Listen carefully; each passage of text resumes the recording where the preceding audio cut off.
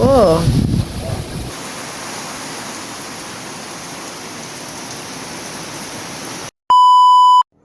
Hi everyone! Ito ngayong ganap ng bagyong Pipito pa at grabe, ang tagal na pala nito sa cellphone na to. Hindi ko na nga din dapat to ipopost pero sayang naman kasi na-edit ko na. Sayang naman yung effort ko sa pag-e-edit kung hindi ko ipopost kaya pagbigyan nyo na lang ako. Ito ngayong ganap sa paghahanda namin ng bagyong Pipito. Talaga naghanda kami dyan kasi natakot kami nung last na bagyong Christine. Kaya nga talaga nung nalaman namin na may papasok naman na bagyo ay nag-ready talaga kami. Pero hindi nga talaga ako nakakita ng any signs na lalakas talaga yung bagyo dito sa amin. Ang init-init pa nga dyan pero signal number 3 na daw kami. Sabi nga nila dito, mas nakakatakot nga daw yun, yung mainit tapos may bagyo.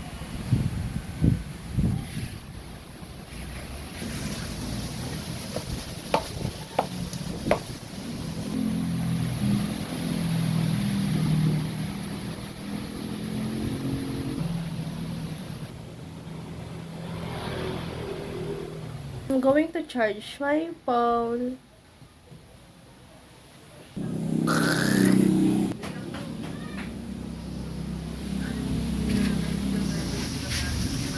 Hi everyone.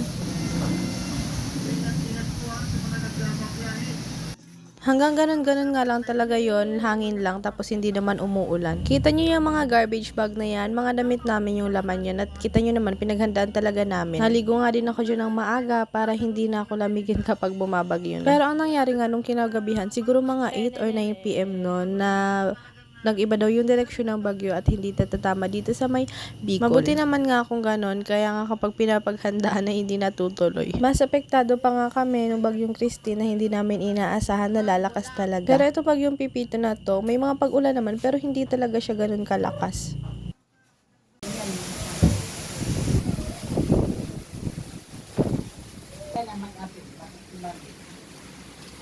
Pondoa ay grabe ra ako tong pailawan na.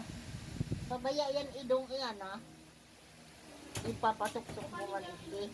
Pero kastang mo ka. Tintinwagahay ka na. Hindi nga din nag-brown out ng matagal kagaya nung bagyong Christine. At tingnan nyo nga din to guys, mga aso namin ay magkakasama-sama din talaga sila.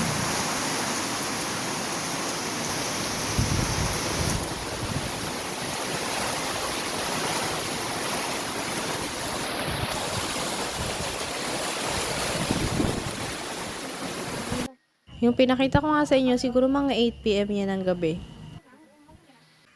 Bali mo na, gudang flash ko. Ay, ko. Ang kapansin. Nagkaroon sa concert. Hindi ko kayo mababan ako nito. So, kung mas mali na, sa'yo, yellow. Dito yan si Papa. Kumain lang muna pala ako dyan kasi hindi pa pala ako kumakain. Hindi kasi sakto sa oras yung mga kain ko kaya pag nagugutom siya kakakain. Eto naman pala guys, kinabukasan pagising ko kaya pagpasadya nyo na yung itsura ko dyan. Ang lamig pa din nga talaga ng panahon at may mga nakikita din ako naglalakad galing sa evacuation center. Kita nyo naman ang lakas pa din talaga ng hangin. At hindi naman nga pala masyadong apektado dito at hindi naman naputol yung mga puno. Parang normal lang talaga siya na ulan pero mas malakas lang ng medyo light. Yung mga putol na sanga nga dyan na ipinutol pa yan ni Papa, hindi yan dahil sa bagyo. Mabuti naman nga na hindi natuloy yung bagyo dito sa amin pero kawawa naman yung mga nasa ibang lugar.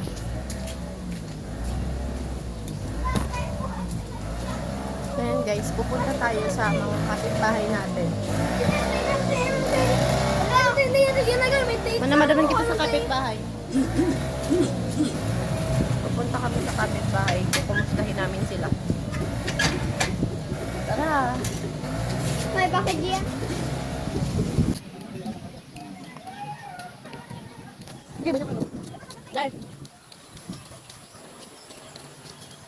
Naisipan nga din namin dyan maglakad-lakad para tingnan ko ano ba yung mga kalagayan nila dito. Kadalasan talaga after bagyo na malalakas kami naglalakad-lakad ng mga tao. Tapos nangunguha ng mga hulog nyanyog tapos mga saging.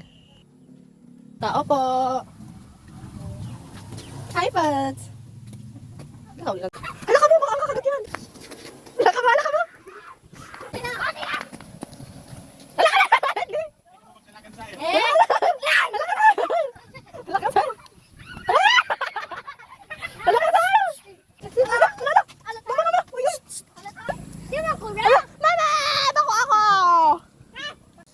Hanggang dito na lang. Kung nakaabot ka dito sa last part, thank you so much for watching. See you on my next mini vlog.